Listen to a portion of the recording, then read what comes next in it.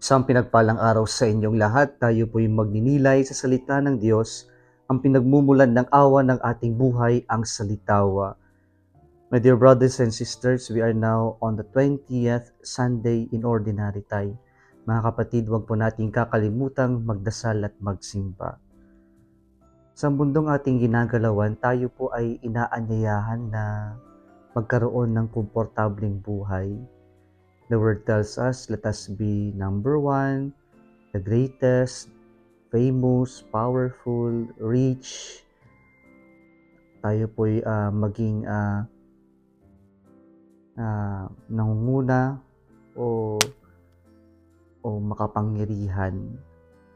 But we know in life, it's not all about comfort and it's not always comfortable. Life is not a bed of roses, ika nga. Ganito rin po sa ating buhay, pananampalataya. Ang pagsunod kay Kristo ay hindi po madali. Following the Lord is not a walk in the park. And surprisingly, we sometimes complain, Lord, sumusunod naman ako sa iyo. Lord, ginagawa ko naman lahat. But why am I suffering? Why is my life a mess? And sometimes we blame God because we are experiencing discomfort in our life.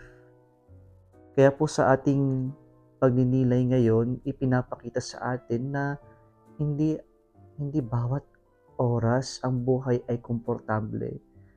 Hindi bawat oras ng pagsunod sa Diyos ay laging may kagalakan. And part of our life here on earth, our life with the Lord, is to really experience discomfort and even suffering in our life. And so in the midst of conflicts, challenges, and crosses in life, our readings this Sunday give us inspiration. Sa ating unang pagbasa ngayon, we have the prophet Jeremiah, a messenger of God who was sent to the people to tell his message. At sa ating unang pagbasa ngayon, Jeremiah was sent by God to his people that the Babylonians are coming, and so they simply have to surrender and give themselves to exile. And so the people, especially the princess, the officials did not want this message. And so they accused Jeremiah of demoralizing the soldiers. And so in anger, they threw Jeremiah into a cistern. There's no water, only mud. And so practically, Jeremiah was left to die in that cistern. And luckily, and in God's way, Ebed-Melech was sent to save him. And so here, the experience of Jeremiah tells us that really, despite of following the Lord, Jeremiah received opposition and even impending death because he did what the Lord wanted him to do. In our second reading this Sunday from the letter to the Hebrews, the author mentions here of the so great a cloud of witnesses, and here this praise refers to the saints, those who came before us, and like us, they also experience oppositions. Hindi naman naging madali ang pagsunod nila kay Jesus, and most of them died as martyrs.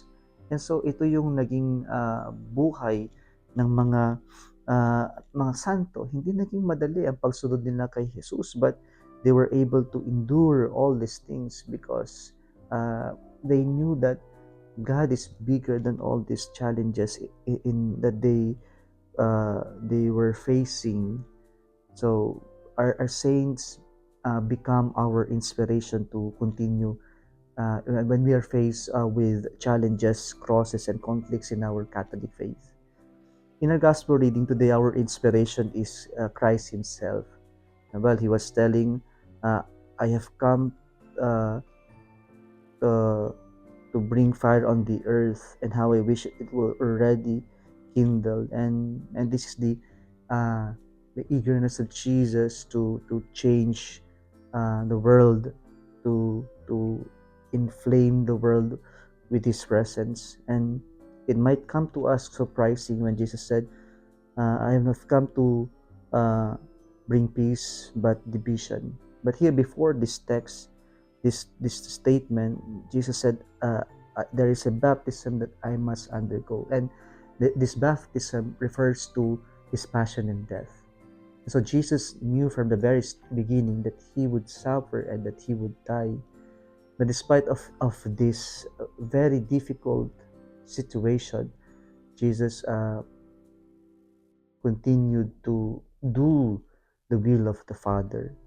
And so, in the midst of the opposition, that, or the reality that Jesus will not be liked by all, will not be not all people will be pleased listening to him.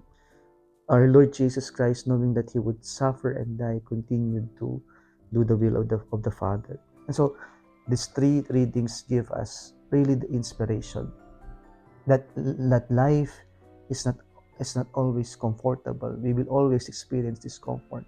Now, in this situation, what is our response? What is our attitude?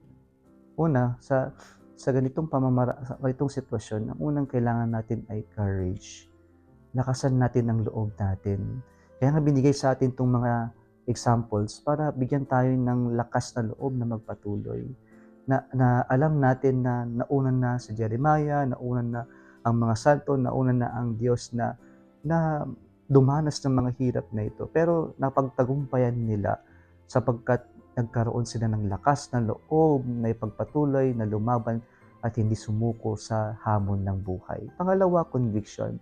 Yung meron tayong paninindigan, anuman ang ibato nila sa atin, sapagkat meron tayong conviction o pananampalataya sa Diyos, hindi tayo bibigay, hindi tayo susuko, sapagkat alam natin ang pinanghahawakan natin ay ang katotohanan.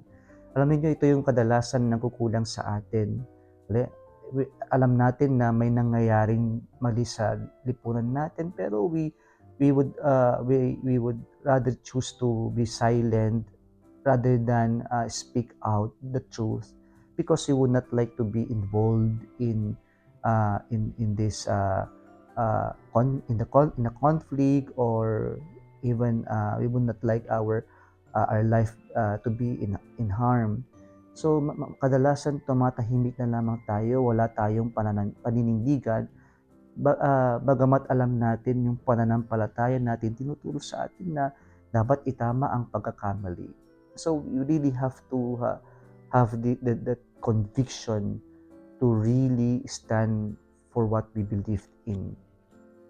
And pangatlo ay yung commitment. And commitment would mean simply choosing the Lord always in our lives. That no matter what happens, no matter what situation we are into, we would always choose the Lord. Because when we choose the Lord, we can never go wrong. Sana ito yung mga tatlong C na itutugon natin kapag nakakaharap tayo ng discomfort sa buhay at sa buhay pananampalataya natin. Ang gawin natin ay magkaroon ng courage to really stand and move forward. We will not surrender. And the conviction to fight for the truth, to tell the truth, and to hold on to the truth.